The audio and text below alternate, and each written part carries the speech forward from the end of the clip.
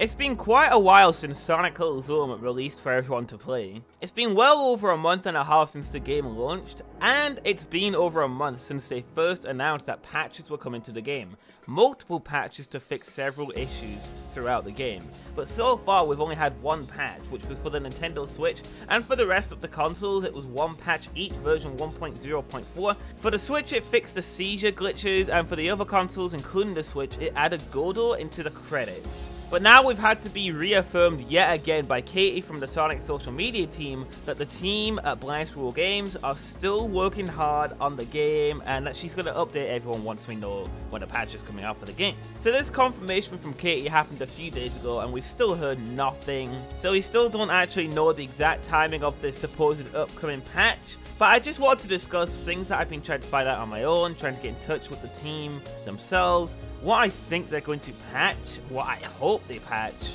and if I reckon they're going to try and, fix pretty much the rest of the game. So I guess let's just talk about everything.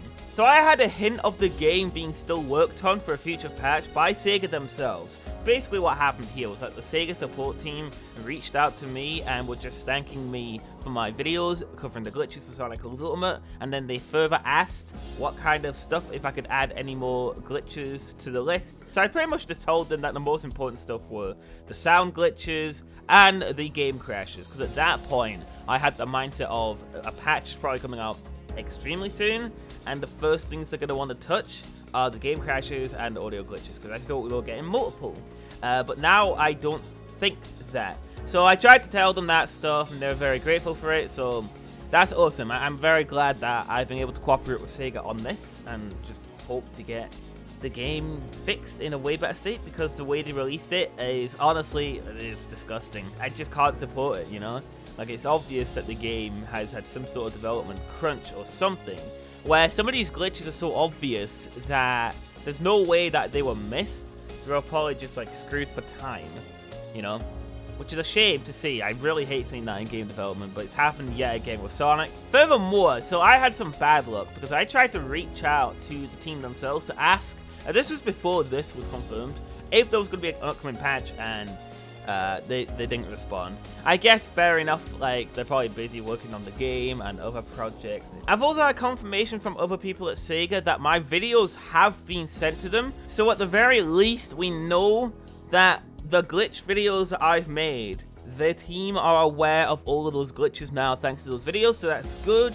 Now, whether that's going to mean they're going to touch up all of those glitches, I guess we'll just wait and see, but it's going to be pretty cool once the new patch comes out. If I go by those glitches one by one and they're just all gone, it means the glitch videos did the job they were set out to do, was to help the developers to fix up the game. But in terms of what I think is actually going to happen, and I'm going to have to be pessimistic here. I mean, at this point, I'd have to say, can you blame me after Sonic Colors Ultimate, But I truly don't think that this is going to be some sort of, like, mega glitch fix patch, A lot of people seem to think because it's taken so long that it's just going to be like an ultra fix. It's going to fix so many things, which is fair enough. Like, normally that is a fair enough thing to think, because why else would it take so long? But with how long the other patch took to come out, I just don't really buy it. So I think the version 1.0.4 patch, for the PS4 at least, because I've got access to the PS4 version and the Switch version. For PS4, I think it was 2.1 gigabytes, and all it did was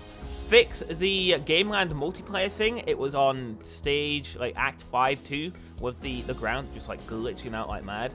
That got fixed. And then the other thing that was fixed was the Godot credits. They added Godot into the credits. And that was 2.1 gigabytes for that. And that worries me a lot. Back in 2014, and I think, did they patch it in 2015? But basically, Sonic Boom Rise, the lyric on the Wii U, had a similar issue where in order to patch small things, the game needed to be repacked or something because the game's file sizes for the patches were humongous. So it was really bizarre, and it seems like Colors Ultimate, maybe to a slightly lesser extent, is having the same issue. Because when I saw that patch, I'm like, oh boy, this is a big size. This might fix a lot of things. It doesn't.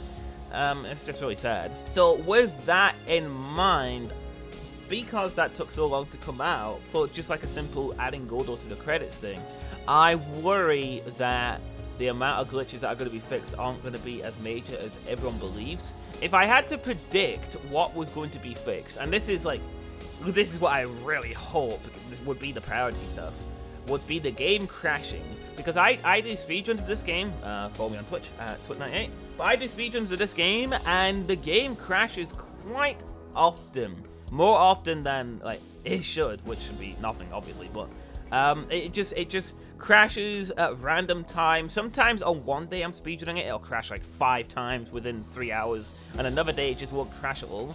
And it seems that the egg shuttle mode, where you play through every stage of the game, seems to crash the most out of them all. So as a speedrunner, who that is the perfect mode for, it's horrible. I have to hope that the game doesn't crash. Like, it is the worst feeling in the world when you get to the end of the game and it crashes, and it's going to be a new PB, and yeah, you're just screwed. So that is priority number 1 for me. That is the thing I would fix out of the rest of the glitches right there. And the second thing would be the sound. The sound is mental. It's crazy. I've got the game on Switch, and even if you don't use headphones, you can notice it. You can notice that one speaker is only playing sound and the other isn't. That affects the whole game on every platform, so that is an easy priority fix, and I would add a toggle for changing the sound effects and the music separately. That's the type of stuff that I feel like should easily be added, and through like digging into the game files, you can see that the game actually has all the original music from Sonic Colors, including like the final boss themes and Terminal Velocity. So adding an option to switch the music would not be hard because the files are already in the game. Also, things like the boss music not playing properly, that's not good. So they should probably fix that too.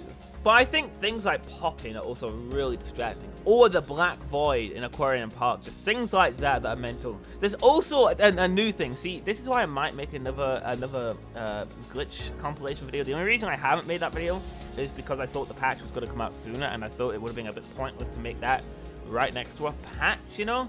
But it hasn't happened, so I might make the video. But basically, Sonic's jump height, that is actually tied to the frame rate. It doesn't seem to be an intentional change for the game.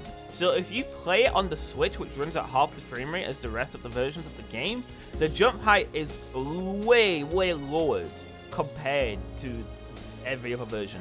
If you're playing on PC at 144 FPS, the jump height is higher than it is in the original Sonic Colors on the Wii. So they need to fix that.